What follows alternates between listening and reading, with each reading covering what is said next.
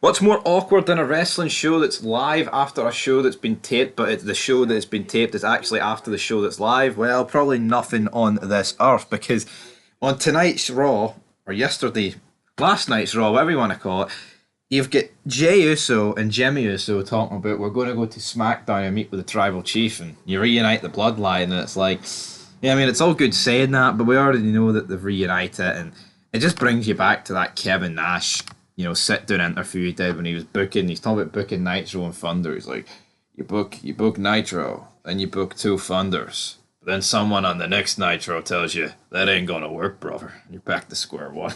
So see, I'm getting those sort of vibes, but obviously, that was the 90s. This is the 2020s, and wrestling's fucking shite. So that's the only real difference there. Just a wee difference, folks. But yeah, let's get into it.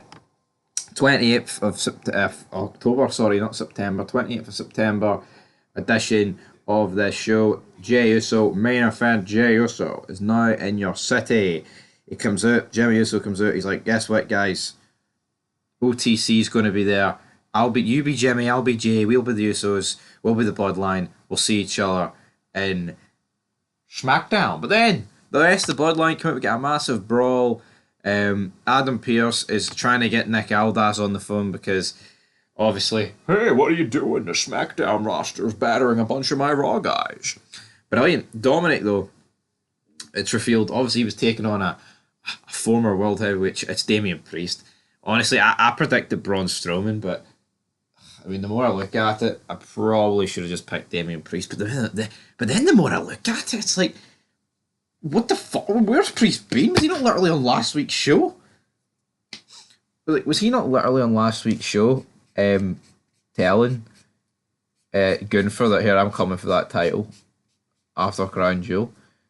I don't know, like the way they hyped it up last week was that like Dominic Mysterio would be taking on like a returning guy, and I thought, well, Braun Strowman, he's been off TV for about a month since the 20 millionth brawl he had with Bronson Reed, so maybe he'll be the one back. But apparently, that's not the deal, guys. That's not the deal. Anyway, first match of the evening, we get Sheamus against Ludwig Kaiser. Sheamus wins. I mean, it's just a generic match. I don't really care about it. Pardon me, trips, while I take a drink of my lemon soup. Hot lemon. Can't beat it. This show's Stone Cold, though. Stone Cold. Not exactly Austin, but just Sheamus wins. Predictable, man. Ludwig Kaiser's a jobber. I feel like we're in a situation now in wrestling where if you're a lesser down member of a faction, you're going to lose every match you're in. And I think you see that with like the Bloodline over the years. But see, I'm sick of saying back in the day, right? But see in like 2003-4, see if Batista and Orton or Flair had a match. I'm not saying we've obviously lost more than Triple H, but they wouldn't have lost every match. You know what I mean? And it's the same with other factions like DX, NWO. I don't understand why. Like, what is actually the point of Ludwig Kaiser? You know what I mean? I mean, I'll tell you one good thing from a Ludwig Kaiser point of view. He's given it to Tiffany Stratton, but apart from that, his wrestling career's awful. Rhea Ripley, Raquel, you're going to have to kill me to stop me. My chromosomes are questionable. Scooby-Doo. Right, we move on. The Usos run into Sami Zayn backstage. Sami's like, I want to have a private conversation with you. Points to Jay. Jimmy's like, alright then. Jay's like, I know why you're not coming. Jay's like, I can't understand what's happening. You can't understand what's happening because you're not family. Us. Oh, that could be the deadly blow there that puts him out.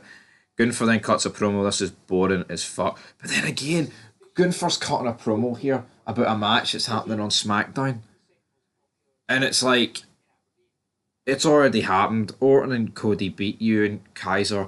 But then Kaiser's got a match against Sheamus tonight. He just loses it. It's like there's no continuity. There's just nothing. And that's the problem when you've got the brands. Just fucking shite. The golden boy of this generation. The selfless servant of everyone else. The gutless champion Cody Rhodes. He's just... Gunther and Cody Rhodes, man. I think they both fucking suck. There you go, I said it. I said it, people. I think they both fucking suck. Alright, second match. Selena Vega against Ivy Nile. Ivy Nile wins. There was like a Raw exclusive promo, right? Backstage. Chad Gable's cutting a promo. The other two are just laughing like goofs in it. And then it cuts to Ivy Nile, who looks ugly as fuck, by the way. Made. Alright. Made. Man. Pish. Jimmy Uso then tells Jay, you know what? I'll try and smooth things over with Jay, with Sami Zayn, like a knife through butter. I'll smooth it over like some lower pack spread on toast. Then with Seth Rollins, he's like, Hey, Isha, welcome to Monday Night Rollins. I am a visionary. I am a ruthless. Reed is a monster, but I'm a monster too. And this Saturday, I'm going to defeat Braun right and Reed. That's a knife. Seth frickin' Rollins. Look, I promised Adam Pearce I would not have a repeat of last week. Foster's, good call. You want to hunt a monster? I'm right here in the parking lot. right, these two get into a brawl.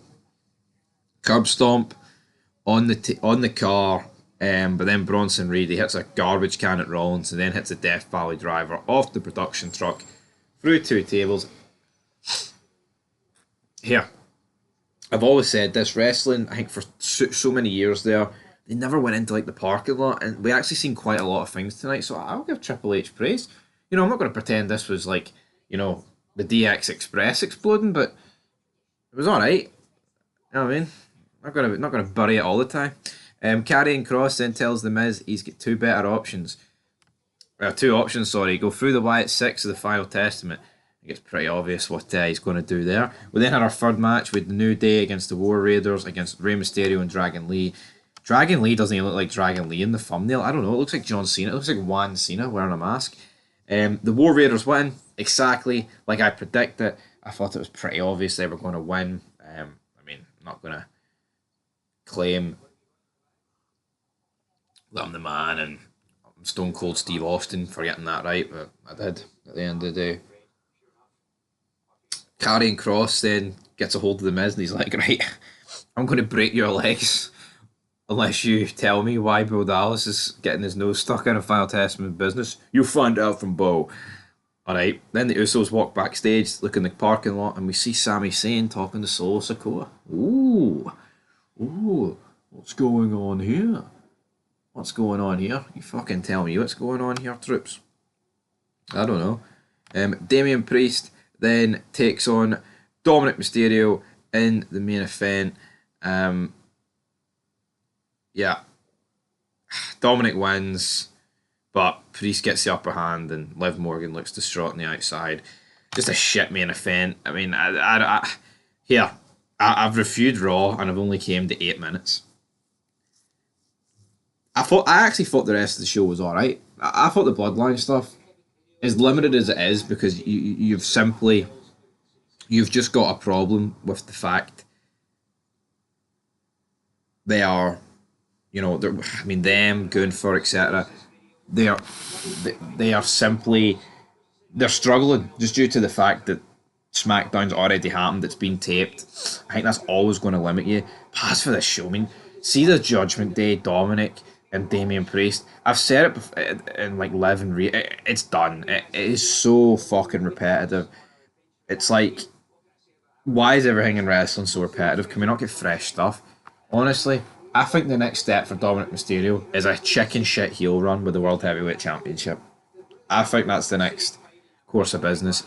Yeah, I'm not saying Dominic Mysterio needs to be the champion going into WrestleMania, but at the same time, I think that's got to be the next step in this Dominic Mysterio WWE run. I do.